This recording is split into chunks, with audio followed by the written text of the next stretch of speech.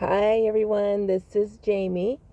I'm updating you on my breast cancer journey. Thank you for joining me either through Facebook or YouTube.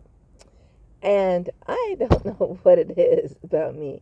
I always say I'm going to update you the next week, and then 2 or 3 weeks go by, and people probably wondering if I'm alive or dead. I'm still here. And so let me give you some updates. I did have the mastectomy, and then there was like old skin wouldn't let the new skin through. They call it debridement.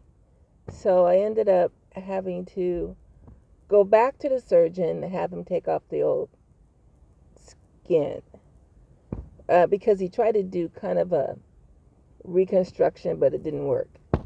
So I've been trying to heal from that debridement. And in the process, I had a PET scan, and my doctor said she saw a couple spots. She was totally upset. But they were small. So they were like, well, if this is something, we could take care of it during radiation. But I need you to go back and get an MRI. I need you to go and get a nuclear scan. So I wasn't going to update you for every little thing, although it's, kind of like great. And of course, one of my daughters, she is like, my oldest daughter, she's kind of got a personality like, hi, Mom. And my other daughter, my youngest, is she's like, hi, Mom. So she's like, she gets freaked out, anything, and so, yeah, she was a little bit freaked out. Um, and I just said they want to double check because the doctor said whatever spots they saw were super small.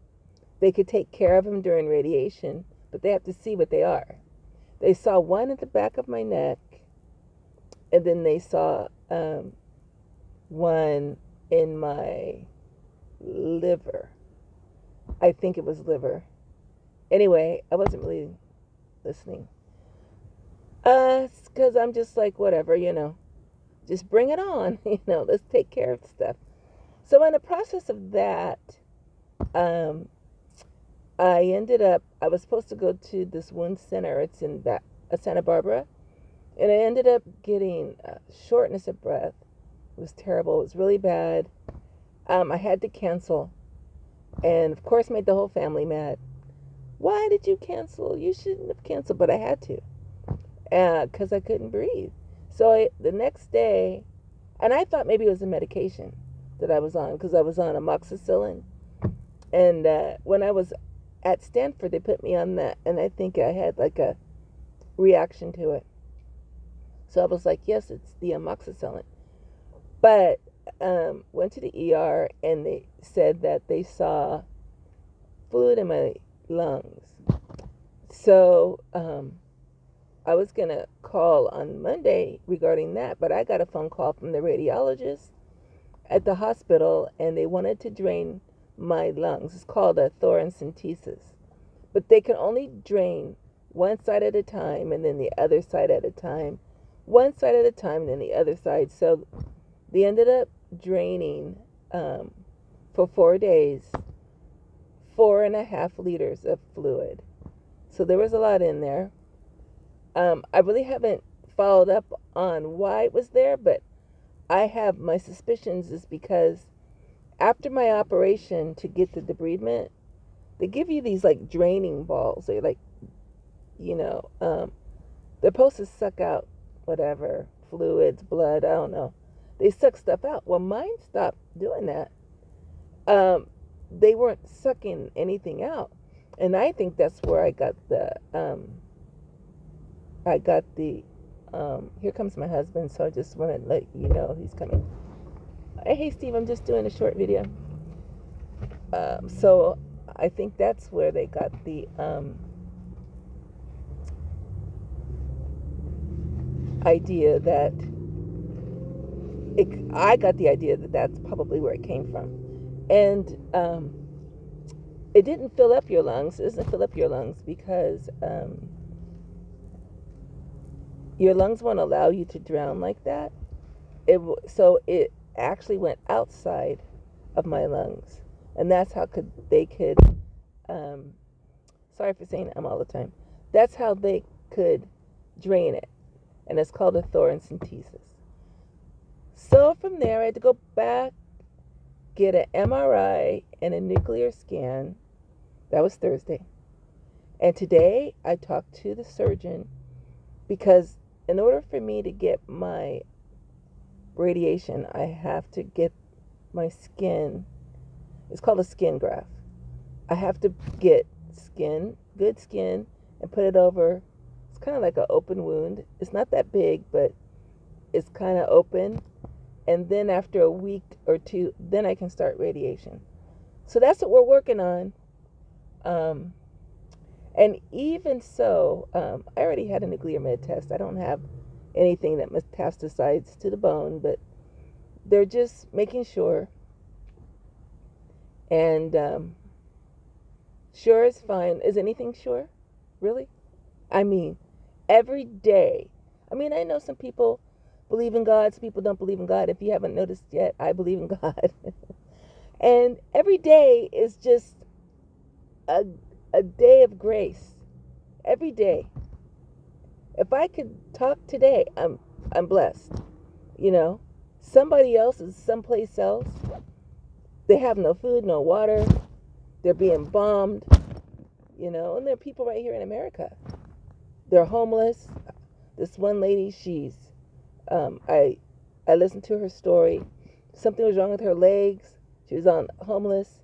They put her in the hospital, chopped off her legs, no permission, and she lives in an RV. And they are making her. They're going to take away RV living. This is like in LA. So people have it rough, and that's one reason why it's hard for me to get on there and like, oh, I got this, I got that, I got this, because really I'm blessed. I'm blessed, you know. I'm 59 years old and feeling kind of fine. Actually, 59 and feeling fine. And God is good. He's taken me through a long way. And I noticed there were people on my stream. One is had a mastectomy, that she had cancer several years ago, and now she had a mastectomy. Another one had a mastectomy. She found out she had breast cancer along the time when I was making my group. And she's doing great. So that's a blessing. And another lady, I won't say her name, but just pray for her. She had cancer a couple times, and now they're finding more masses. So life is not guaranteed. But you're here today. Be thankful. Know that I pray for you, that you know the Father like I do. If it wasn't for my relationship with the Father, but I went through a lot. Like, I'm not a church girl. I'm God's girl. It's different. Like people say, I should write a book. I've been through a lot in my life. So I can't be talked out of it because I've experienced so much. So this doesn't mean I'm strong. It means that He's strong, and I'll never forget how strong He is. And He loves you whether you love Him or not. I love you whether you love me or not, but I think you might love me. But just know this, you wouldn't love me if I didn't love Him. You don't want to know the girl before I met the Father. It's a different species. So anyway, I am just thankful that you're following my journey. God bless you. I love you. If any of you are experiencing any kind of hardship or even cancer, let me know. I'm getting on the way to starting my podcast, and you know, some people may have some things to share. Doesn't have to be cancer related. That could help somebody else. So thank you for that, and I love you, and have a wonderful evening. All right, bye-bye.